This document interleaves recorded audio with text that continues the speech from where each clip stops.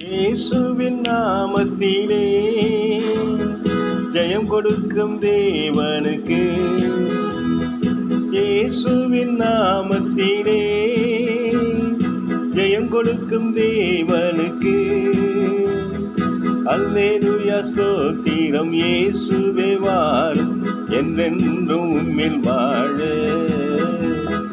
அல்லேலூயா ஸ்தோத்திரம். இயேசுவே வாரும் என்றென்றும் உம்மில் வாழ. ஆயிரம் ஸ்தோத்திரமே இயேசுவே பாத்திரரே. ஆயிரம் ஸ்தோத்திரங்கள் தேவனுக்கு செலுத்துகிற பொழுது அவர் இந்த ஜபத்தை கேட்கிற தேவன் அல்லவா.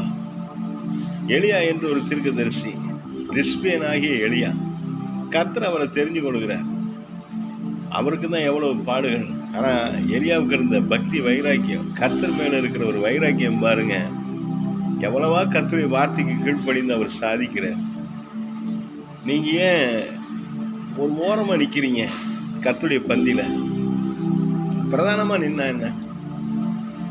கர்த்தருடைய சமூகத்தில், கர்த்தருடைய ஜனங்கள் மத்தியில் நீங்கள் ஏன் ஒரு பிரதானமான இடத்தை விரும்பாமல் போய் தள்ளி நிற்கிறீங்க? உலகத்தில் பல இடங்கள்லையும் முதல் ஸ்தானத்தை விரும்புகிறீங்க. இன்னைக்கு ஒரு சிலர் சபையில் முதல் ஸ்தானத்தை விரும்புகிறாங்க, ஆராதனை செய்ய விரும்புகிறாங்க, பிரசங்கம் பண்ண விரும்புகிறாங்க. அதை நான் சொல்லலை. முதல் ஸ்தானங்கிறது நான் அதை சொல்லலை. தேவன் முதல் ஸ்தானம் நமக்கு கொடுக்கணும். முதலாவது இடத்தை அவர் கொடுக்கணும். அவர் இருதயத்தில், அவருடைய ஊழியத்தில், அவருடைய ராஜ்யத்தில். அல்லேலூயா. முதலாவது இடத்தை நீங்கள் பெறணும். அதுக்கு நீங்கள் என்ன செய்யணும்?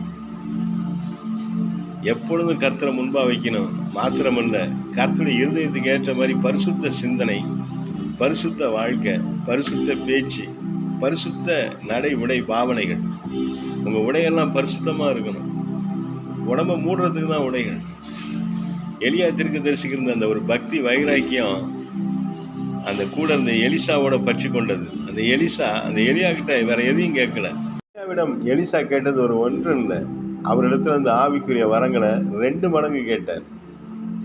நம்ம அப்படி ஆவிக்குரிய வரங்களை பெற்றோம்னா நல்ல கணம் கிடைக்கும், நல்ல மகிமையின் பிரகாசத்தை பெற முடியும். மக்கள் மத்தியில் மட்டுமல்ல, தேவனுடைய ராஜ்யத்திலையும் ஒரு பெரிய ஹானர் நமக்கு உண்டாகும். தேவன் தருகிற அந்த ஆவிக்குரிய வரங்களை நம்ம பெற்றுக்கொள்வதற்கு, அதில் முதல் ஸ்தானம் பெறுவதற்கு வாஞ்சிப்போம். கர்த்தர் உங்களை ஆசீர்வதிப்பார்.